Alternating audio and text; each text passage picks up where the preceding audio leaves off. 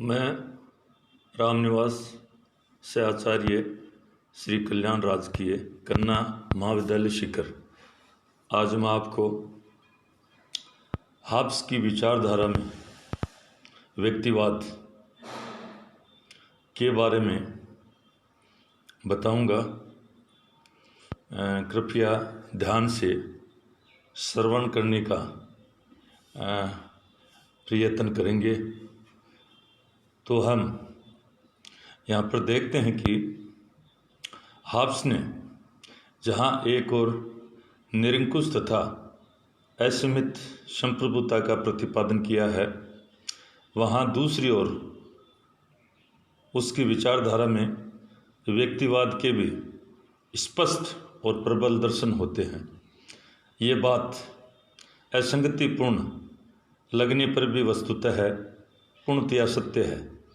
Dunning ने लिखा है, डनिंग ने एक जगह कहा है, हाब्स के सिद्धांत में राज्य की शक्ति का उत्कर्ष होते हुए भी उसका मूल आधार पूर्ण रूप से व्यक्तिवादी है।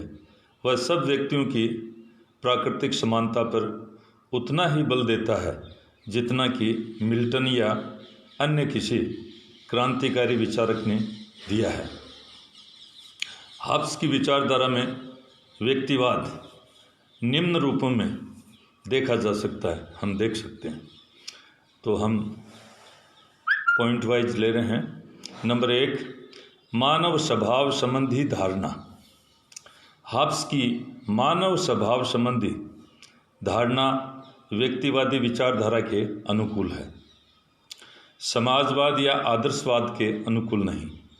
हाब्स अरस्तु के समान व्यक्ति को एक सामाजिक प्राणी नहीं मानता, वरन असामाजिक प्राणी मानता है, जो आत्म केंद्रित है और मनोवेगों, अहम और लोभ से प्रेरित होता है। यह व्यक्तिवाद का मनोवैज्ञानिक तत्व है और इसके आधार पर व्यक्तिवादी धारणा की ही रचना होती है। नंबर 2, राज्य एक कृत्रिम संस्था है। हाब्स के अनुसार राज्य नाम की संस्था का निर्माण सामाजिक समझौते के आधार पर हुआ है। हाब्स का व्यक्ति प्राकृतिक अवस्था में पूर्ण स्वतंत्र था और राज्य का निर्माण व्यक्तियों ने कुछ विशेष उद्देश्यों की पूर्ति के लिए किया है। इस प्रकार हाब्स राज्य के प्रति समस्त भावनात्मकता का त्याग कर उसे विशुद्ध उपयोगिता के स्तर पर ले जाता है। हाब्स का ये विचार निरंकुश राज्य के अनुरूप नहीं, वरन व्यक्तिवाद के अनुरूप ही है। राज्य साधन है, व्यक्ति साध्य। राज्य व्यक्ति के लिए है, व्यक्ति राज्य के लिए नहीं, और राज्य का अस्तित्व व्यक्ति के जीवन और संपत्ति की सुरक्षा के लिए है। वेपर नामक विद्वान ने कहा है, राज्य मानव आवश्यकताओं की पूर्ति के लिए विद्यमान है और इसे नैतिक सत्ता शासितों की सहमति से प्राप्त होती है। राज्य व्यक्तियों का लक्ष्य नहीं, वरन व्यक्ति राज्य का लक्ष्य है। बहुत सरल बात है कि राज्य व्यक्तियों के लिए है, व्यक्ति राज्य के लिए नहीं है। आगे, व्यक्ति को राज्य के प्रतिरोध का अधिकार, यह अधिकार भी हाब्स ने दिया है।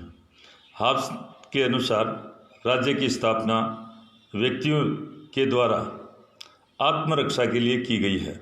हाब्स लिखता है कि यदि संप्रभु व्यक्ति को अपने आप की हत्या करने, आक्रमणकारी को जख्मी न करने अथवा भोजन, वायु या दवाओं के सेवन से मना करता है, मना करने पर जिन पर उसका जीवन निर्भर करता है, तो हाब्स कहता है कि व्यक्ति ऐसे आदेशों की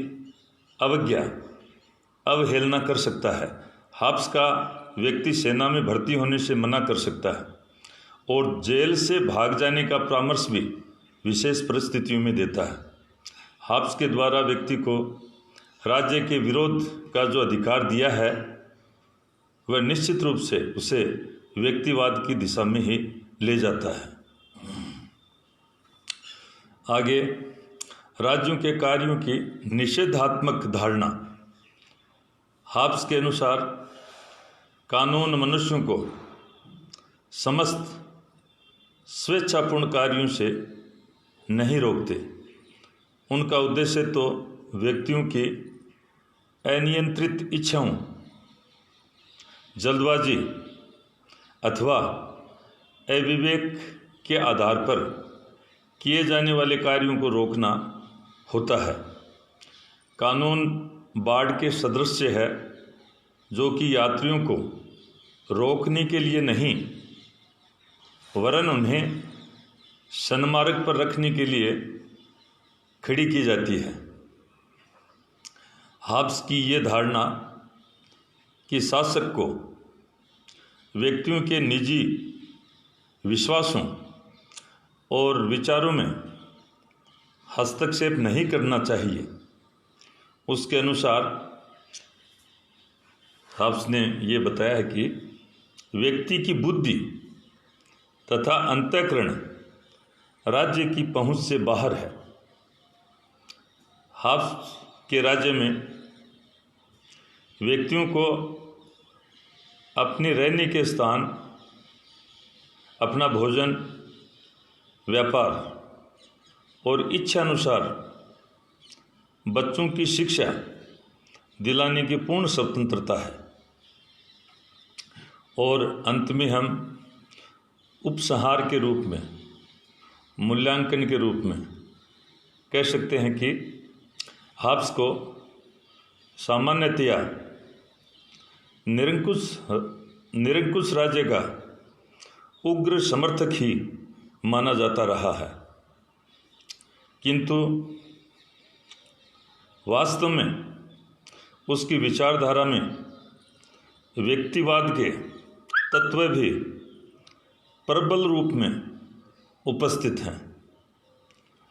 तो आज हम ये थोड़ा सा व्यक्तिवाद को लेकर, हॉब्स के दर्शन में व्यक्तिवाद को लेकर ये निम्न बातें हैं, इनका अच्छी प्रकार से समझने समझाने का प्रयास, समग्र प्रयास किया है। और भी कोई इसको लेकर आपके विचार जो इस धारणा को और पुष्ट करने वाले हैं हो तो आप संप्रेषित करेंगे, आदान प्रदान करेंगे, ऐसी मैं आपसे उम्मीद करता हूं। और यहीं पर मैं मेरी वाणी को विश्राम देता हूं। धन्यवाद।